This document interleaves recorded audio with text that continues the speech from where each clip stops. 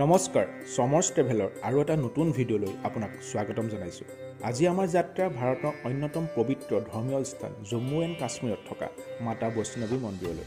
অসমৰ পৰা কেনেকৈ আপুনি বৈষ্ণৱী মন্দিৰ দৰ্শনৰ কাৰণে যাব পাৰিব আৰু যাত্ৰাৰ লগত জড়িত সকলোবোৰ ইনফৰ্মেশ্যন জানিবলৈ পাব আজিৰ এই ভিডিঅ'। যদি চেনেলটো এতিয়াও ছাবস্ক্ৰাইব কৰা নাই তেন্তে ছাবস্ক্ৰাইব কৰিবলৈ নাপাহৰিব আৰু লগতে ভিডিঅ'টো লাইক শ্বেয়াৰ আৰু কমেণ্টত জয় মাতা দি লিখিবলৈও নাপাহৰিব। অসমৰ পৰা বৈষ্ণৱী মন্দিৰলৈ আপুনি যদি ট্ৰেইনেৰে যাব বিচাৰে তেন্তে গুৱাহাটীৰ কামাখ্যা ষ্টেচনৰ পৰা ট্ৰেইনেৰে জম্মুৰ কাটৰা ষ্টেচন আহিব লাগিব।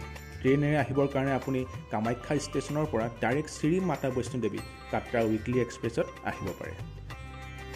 নহ'লে আৰু দুখন ট্ৰেইনৰ সুবিধা আছে যি কামাখ্যা ষ্টেচনৰ পৰা জম্মু টাৱি ষ্টেচনলৈকে চলে। যদি বাকী দুখন ট্ৰেইনেৰে যাত্ৰা কৰে তেন্তে আপুনি জম্মু টাৱি ষ্টেচনৰ পৰা 50 কিলোমিটাৰ যাত্ৰা কৰি বাছেৰে বা শ্বেয়াৰিং টেক্সিৰে কাটৰা আহিব লাগিব। মই ট্ৰেইনসমূহৰ ডিটেইলছ স্ক্ৰীনত দি দিছোঁ। কাটৰাৰ পৰাই মাতা বৈষ্ণৱদেৱী যাত্ৰা আৰম্ভ হয়। যাত্ৰা কৰাৰ আগত আপুনি কিছুমান কথা মনত ৰাখিব লাগিব, যেনে বৈষ্ণৱদেৱী যাত্ৰাৰ কাৰণে আপুনি RFID কাৰ্ড বনাব লাগিব, যাক আপুনি এক ধৰণৰ ৰেজিষ্ট্ৰেশ্যন কাৰ্ড বুলিও ভাবিব পাৰে। RFID কাৰ্ড আপুনি কাটৰা ৰেলৱে ষ্টেচন বা কাটৰা বাছ ষ্টেণ্ডত বনাব পাৰিব আৰু কাটৰাৰ পৰা বৈষ্ণৱী মন্দিৰৰ যাত্ৰাৰ পথত RFID কাৰ্ড চেক কৰা হয়। কিন্তু এটা কথা মনত ৰাখিব যে RFID কাৰ্ডৰ কাৰণে আপোনাক আধাৰ কাৰ্ডৰ প্ৰয়োজন হ'ব আৰু এই কাৰ্ডসমূহ সম্পূৰ্ণভাৱে ফ্ৰী হয়। মোবাইল ফোন ব্যৱহাৰৰ কাৰণে জম্মু এণ্ড কাশ্মীৰত বেলেগ ৰাজ্যৰ প্ৰিপেইড চিম কাম নকৰে, সেয়েহে আপোনাৰ হয়তো পোষ্টপেইড চিম হ'ব লাগিব, নহ'লে কাটৰাত আহি আপুনি প্ৰিপেইড চিম কিনি ল'ব পাৰে। যদি হোটেলৰ কথা কওঁ, কাটৰাত হোটেলৰ কোনো অভাৱ নাই। বাজেট হোটেলৰ পৰা ধৰি লাক্সাৰিয়াছ সকলো ধৰণৰ হোটেল পাই যাব। মাতা বৈষ্ণৱী মন্দিৰ অৱস্থিত আছে ত্ৰিকুটা পাহাৰত আৰু বৈষ্ণৱীৰ কাৰণে আপুনি হয়তো খোজকাঢ়ি যাব পাৰে, নহ'লে হেলিকপ্টাৰত যাব পাৰে। যদি হেলিকপ্টাৰে যাব বিচাৰে তেন্তে কাটৰা বাছ ষ্টেণ্ডৰ পৰা 2 কিলোমিটাৰ দূৰত্বত হেলিপেড আছে। হেলিকপ্টাৰে প্ৰথমতে আপুনি চান্দিচত আহিব লাগিব আৰু তাৰ পৰা প্ৰায় 2.5 কিলোমিটাৰ দূৰত্বত থকা মাতা বৈষ্ণৱী মন্দিৰলৈ খোজকাঢ়ি নহ'লে খচ্চৰ বা পালকিত যাব লাগিব। যদি ফেয়াৰৰ কথা কওঁ, প্ৰতি ব্যক্তি হেলিকপ্টাৰত ওৱান ৱেৰ কাৰণে 2100 টকা লয় আৰু যদি ৰিটাৰ্ণ আহিব বিচাৰে তেন্তে ৰাউণ্ড ট্ৰিপৰ কাৰণে 4200 টকা লয় আৰু চাঞ্জিঘাটৰ পৰা খচ্চৰত প্ৰায় 200 টকাৰ পৰা 300 টকা লয় আৰু পালকিত 2500 টকাৰ পৰা 2800 টকাৰ ভিতৰত লয়।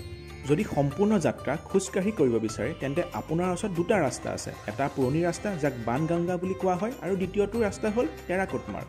টেৰাকোট মাৰ্গেৰে ঘোঁৰা খচ্চৰ নাযায়। যদি ঘোঁৰা খচ্চৰে যাব বিচাৰে তেন্তে আপুনি বানগংগা হৈ যাব লাগিব। মোৰ মতে খোজকাঢ়ি যাবৰ বাবে টেৰাকোট মাৰ্গেৰে যাত্ৰা কৰিলে বেছি ভাল হয়, কাৰণ এইটো ৰাস্তাত ঘোঁৰা খচ্চৰ নোহোৱাৰ বাবে ভিৰো অধিক নহয়, লগতে ৰাস্তাত খোৱা বোৱা টয়লেটৰ আৰু নানা সুবিধাবোৰ বেছি ভাল আছে। টেৰাকোট মাৰ্গেৰে যাব হ'লে আপুনি কাটৰা বাছ ষ্টেণ্ডৰ পৰা প্ৰায় 3 কিলোমিটাৰ অ'টৰে 50 টকা ফেয়াৰ দি ট্ৰেকিঙৰ ষ্টাৰ্টিং পইণ্ট আহিব লাগিব। যদি বানগংগা হৈ যাব বিচাৰে তেন্তে কাটৰা বাছ ষ্টেণ্ডৰ পৰা 1 কিলোমিটাৰ দূৰত্বত থকা দৰ্শনী দৰৱাজা আহিব লাগিব।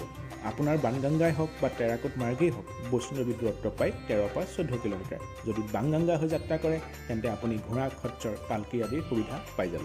যাত্ৰা এবাৰ আৰম্ভ কৰাৰ পিছত টেৰাকোটৰ পৰা 6 কিলোমিটাৰ আহি আপুনি আৰ্থকুৱাৰী পাবহি। এই স্থানত আৰ্থকুৱাৰী মন্দিৰ আছে, তাতে আপুনি দৰ্শনো কৰিব পাৰে, কিন্তু দৰ্শনৰ বাবে 5 পৰা 10 ঘণ্টা ৱেইটিং কৰিবলগীয়া হ'ব পাৰে। যদি বিচাৰে আৰ্থকুৱাৰীত ভৱন আছে, তাত নাইট ষ্টেও কৰিব পাৰে। আৰ্থকুৱাৰীৰ পৰা দুটা ৰাস্তা আছে বৈষ্ণৱী মন্দিৰৰ বাবে। প্ৰথম চাঞ্জিত হৈ যাব পাৰে, দ্বিতীয় হিমকটি হৈ যাব পাৰে। বেছিভাগ ভক্ত হিমকটি হৈ মন্দিৰ যায়। আৰু এটা কথা এইখিনিতে জানি থওক যে আৰ্থকুৱাৰীৰ পৰা হিমকটি হৈ বেটেৰী কাৰতো বৈষ্ণৱী মন্দিৰ যাব পাৰে। বেটেৰী কাৰৰ টিকেট আপুনি অফলাইন আৰু অনলাইনে বুক কৰিব পাৰে। অফলাইন টিকেট ল'বৰ কাৰণে বহুত সময় হয়তো ৱেইট কৰিবলগীয়া হ'ব পাৰে। টিকেটৰ কাৰণে আৰ্থকুৱাৰীৰ পৰা মন্দিৰলৈ প্ৰায় 340 টকা ফেয়াৰ লয় আৰু ৰিটাৰ্ণ আহিব হ'লে আৰ্থকুৱাৰীলৈকে 250 টকা ফেয়াৰ লয়।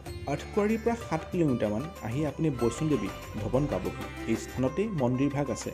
মন্দিৰ ভক্তৰ দৰ্শনৰ বাবে 24 ঘণ্টাই খোলা থাকে। ইয়াতে আপুনি মন্দিৰ দৰ্শনৰ বাবে প্ৰসাদো কিনিব পাৰিব। ইয়াত থকাৰো সুবিধা আছে, যদি বিচাৰে ইয়াত নাইট ষ্টেও কৰিব পাৰে। মন্দিৰ দৰ্শনৰ বাবে আপুনি লাইনত ৱেইট কৰিব লাগিব আৰু 2 ঘণ্টামানৰ ভিতৰত আৰামত মন্দিৰ দৰ্শন কৰি ঘূৰিও আহিব পাৰিব।